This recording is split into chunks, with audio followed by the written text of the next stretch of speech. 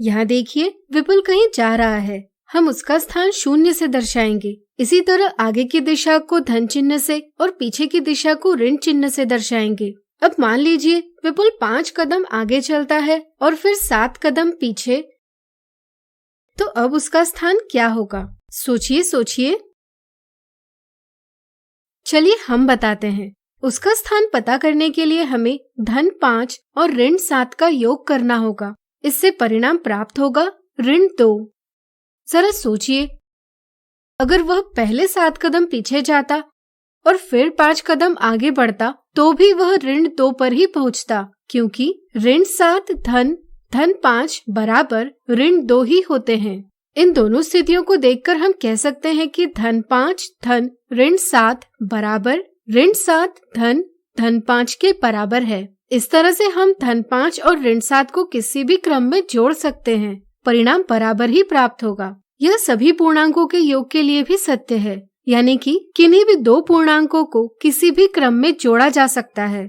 फिर चाहे हम 2 धनात्मक पूर्णांकों को जोड़े, 2 ऋणात्मक पूर्णांकों को जोड़े या विपरीत चिन्ह वाले 2 पूर्णांकों को जोड़े, यानी कि पूर्णांकों का योग क्रम विनिमेय यानी कम्यूटेटिव है। क्या पूर्णांकों का व्यवकलन भी क्रम विनिमेय है? मान लीजिए आप भारत के सुहाने स्थान लेह घूमने गए हो। आप देखते हो कि सुबह के समय लेह का तापमान ऋण 7 डिग्री सेल्सियस था, जो कि बढ़कर 20 डिग्री सेल्सियस पर पहुंच गया है। अब अगर आपको तापमान में हुई बढ़त का पता करना होगा तो आप क्या करोगे? बिल्कुल सही, आप अंतिम तापमान 20 डिग्री सेल्सियस से प्रारंभिक तापमान ऋण 7 डिग्री सेल्सियस का व्यवकलन करेंगे। अगर हम इस व्यवकलन में पूर्णांकों का क्रम बदलते हैं तो क्या हमें परिणाम बराबर ही प्राप्त होगा? सोचिए सोचिए। आपने बिल्कुल सही सोचा, परिणाम बराबर नहीं आएगा। धन 20 ऋण 7 का परिणाम आएगा 27, जबकि ऋण 7 ऋण धन 20 का परिणाम आएगा ऋण 27। दोनों स्थितियों में परिणाम बराबर नहीं है, इसलिए 20 ऋण 7 ऋण धन 20 के बराबर नहीं है। यह आप निम्नलिखित उदाहरणों से भी पता कर सकते हैं। वीडियो रोककर दाएं पक्ष और बाएं पक्ष का परिणाम बराबर नहीं, यह सत्यापित करें। इससे यह पता चलता है कि किन्हीं भी 2 पूर्णांकों के व्यवकलन का परिणाम क्रम बदलकर प्राप्त होने वाले परिणाम के बराबर नहीं होता, यानी कि पूर्णांकों का व्यवकलन क्रम विनिमेय नहीं है। अब आइए पूर्णांकों के गुणन का क्रम विनिमेय गुण समझें। मान लीजिए एक दुकानदार के पास कुछ पुरानी पेंसिल है। उन्हें बेचने पर दुकानदार को 3 रुपए प्रति पेंसिल की हानि होती है। अगर वह ऐसी 6 पेंसिलों को बेचता है तो उसे कुल कितनी हानि होगी? यह पता करने के लिए हमें 6 गुना ऋण 3 करना होगा।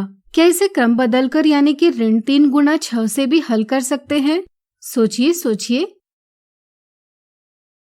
चलिए हम बताते हैं। अगर हम 6 गुना ऋण 3 को हल करें तो हमें परिणाम प्राप्त होगा ऋण 18। इसी तरह अगर हम ऋण 3 गुना 6 को हल करें तो इसका भी परिणाम ऋण 18 ही प्राप्त होता है, यानी कि 6 गुना ऋण 3 गुना 6 के बराबर है।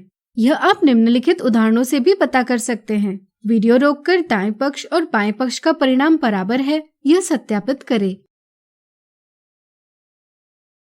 इस तरह से किन्हीं भी 2 पूर्णांकों का क्रम बदलकर गुणा करने से परिणाम में कोई भी बदलाव नहीं आता, इसलिए पूर्णांकों का गुणन क्रम विनिमेय है। क्या इसी तरह पूर्णांकों का विभाजन भी क्रम विनिमेय है? आइए इसे पता करें।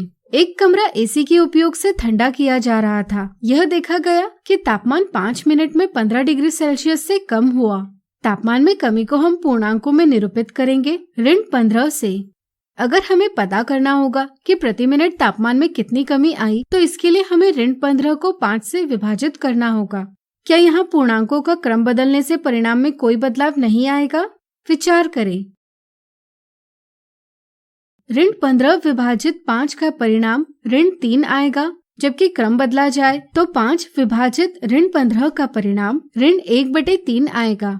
यहाँ परिणाम बराबर नहीं है, इसलिए हम कह सकते हैं कि ऋण 15 विभाजित 5 विभाजित ऋण 15 के बराबर नहीं है। यह आप निम्नलिखित उदाहरणों से भी पता कर सकते हैं।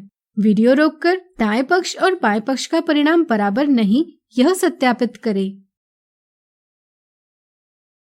इससे यह पता चलता है कि किन्हीं भी दो पूर्णांकों के विभाजन का परिणाम इनका क्रम बदलकर प्राप्त होने वाले परिणाम के बराबर नहीं होता, यानी कि पूर्णांकों का विभाजन क्रम विनिमेय नहीं है।